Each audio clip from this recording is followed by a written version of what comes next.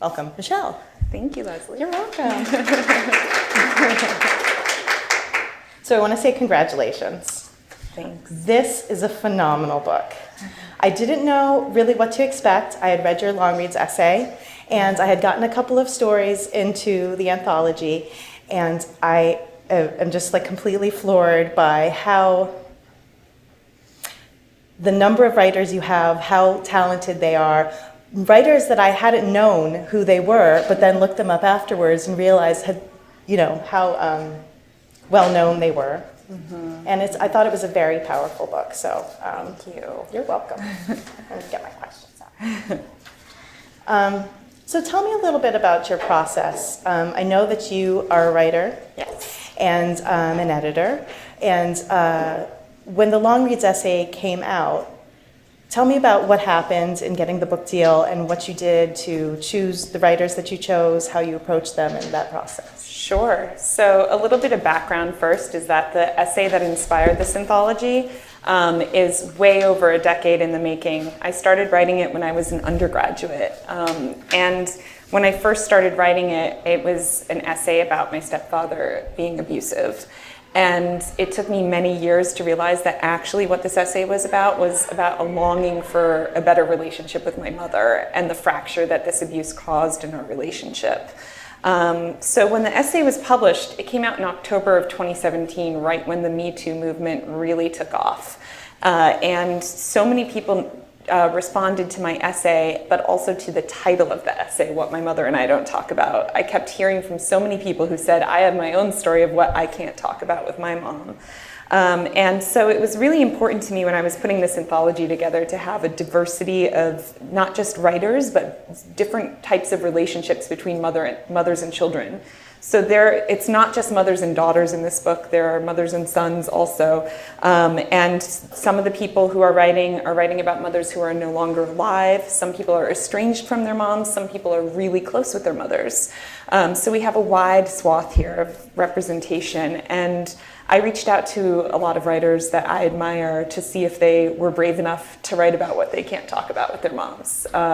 And the result is this book, which has some of my favorite writers in it, like Alexander Chee, who is a well-known novelist, and also his essay collection that came out last year was one of the biggest of the year. He was featured in Time Magazine.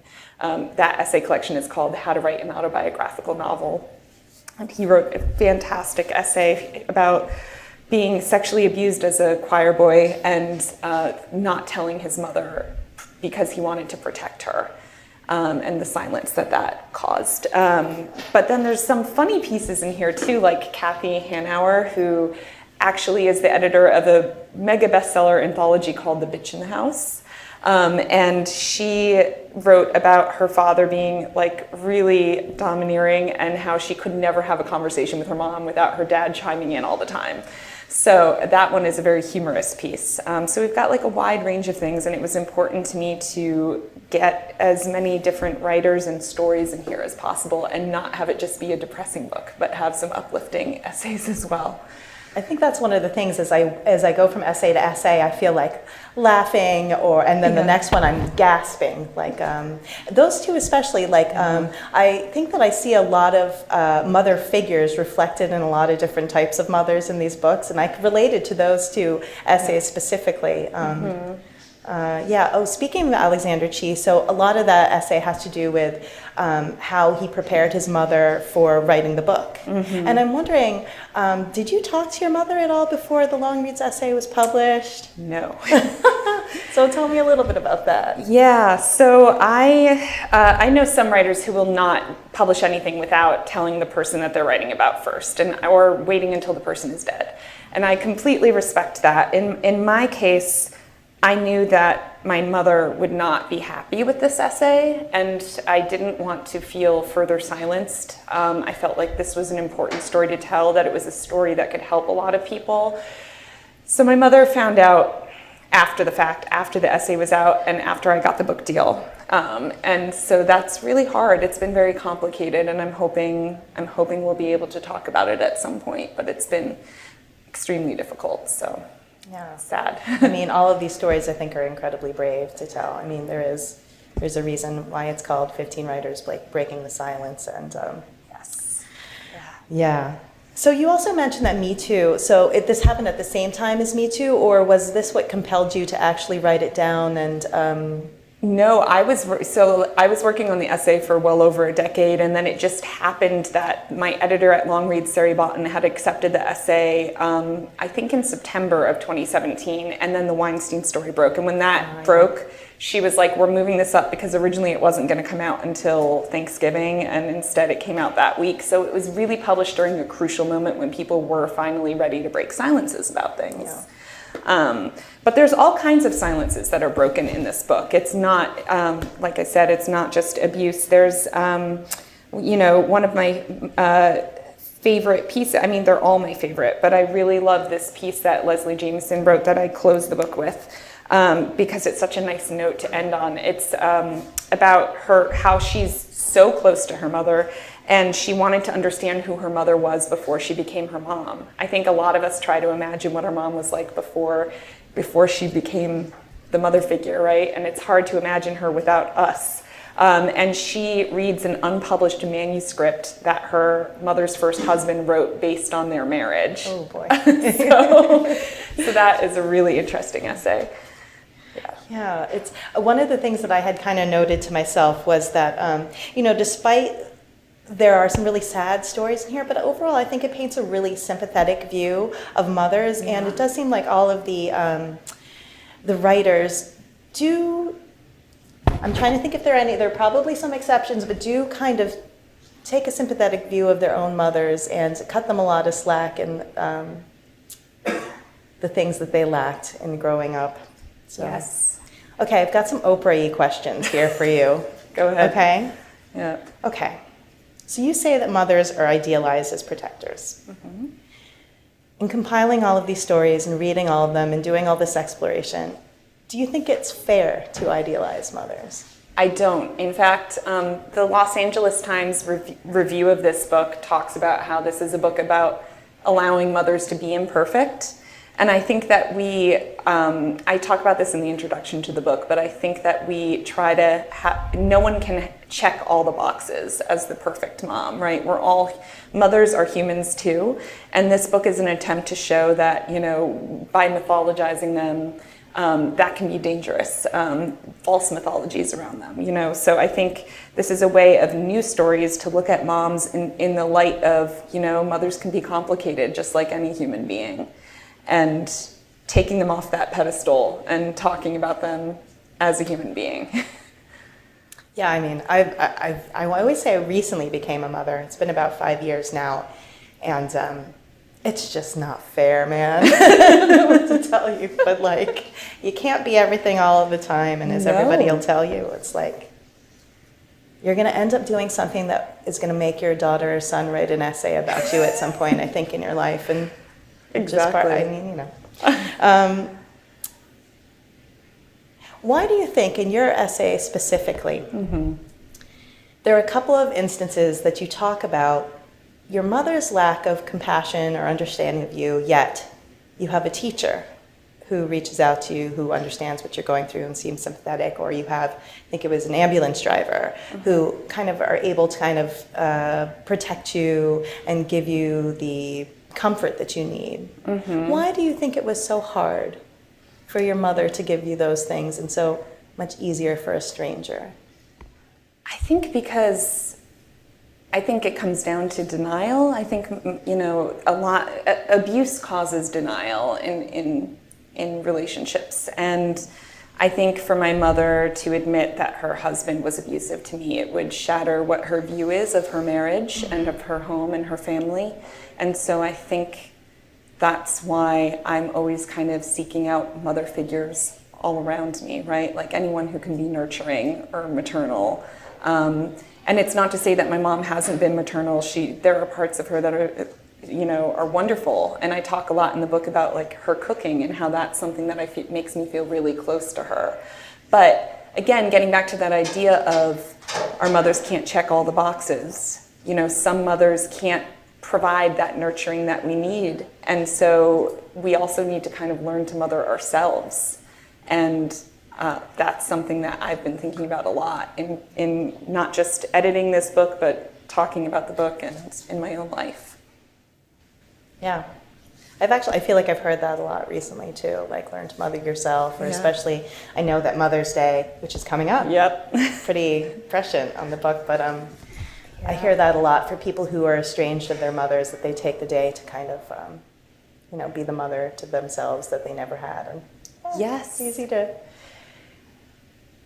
it's easy to stay bitter, but I think that, it just, if you have obviously not all the people in the anthology have a strained relationship with their mother, but I think at some point, you do have to give yourself what you need, Yes, so. Absolutely. And speaking of Mother's Day, I think the commercialization of that holiday makes it really hard for people because we're kind of inundated on social media on that day with like tributes to people's mothers, and like anything on social media, right? It's a curated experience, so you don't see what the complications are in the relationship that person might have with their mom. And those of us who have felt unmothered or who have never had our mother around or who are estranged, it's such a hard day. Or people who have lost their mother passed away. And there are some people in this book who write about that. That day, Mother's Day in particular, can just be so difficult. So I think this is actually the perfect book to read around Mother's Day for self-care. It definitely brought a lot of these feelings to process a couple weeks before as I was reading it. Yeah. Okay, so I heard this, I think it was the NPR review of this book, and I wanted to hear your take on it. This is kind of like, but why are mothers so different than fathers? Why not things my fathers and I don't talk about? I kind of know the answer here, but I want to hear your response. I think it's because for most of us, obviously not every mother, I'm talking about the bio mothers, for our biological mothers, we grow inside of them, right? And so there's a corporeal attachment there that you can't deny. And I think that makes it so much more complicated. I don't know, obviously people have plenty of stories to tell about their relationships with their dads too, and I could see that as a whole other anthology, although I'm very close with my father. But I think that for mothers, there's just something primal there. There's something that, like we're always, I talk about this in my essay, the very beginning of my essay is our mothers are our first homes, and that's why we're always trying to return to them, to have a place where we belong or where we fit. And I think that's so true. It's and if we no longer fit there, what does that mean, right? So there's just, it's more intense, the mother-child relationship than the father-child in some ways, although I know plenty of people who have had intense relationships with their dads too. Yeah. Just that really struck me too. It's like it's your first home, and your first relationship is with your mother. Yes. I mean, you're with your biological mother. Yeah, it's a kind of a trip just to think about.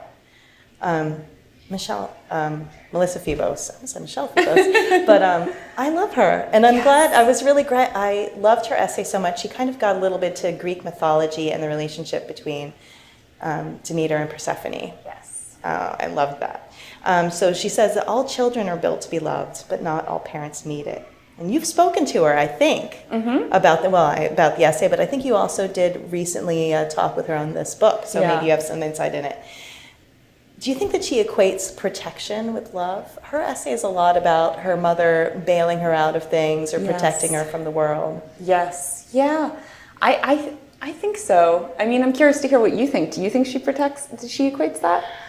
Yeah, I think so. I think that's probably why I asked. I can't remember. I mean, I do. I mean, that essay in particular is really interesting because, like you said, it looks at mythology as a prism of a way to describe her close-knit relationship with her psychotherapist mother. So it's already pretty powerful that her own mom is a psychotherapist.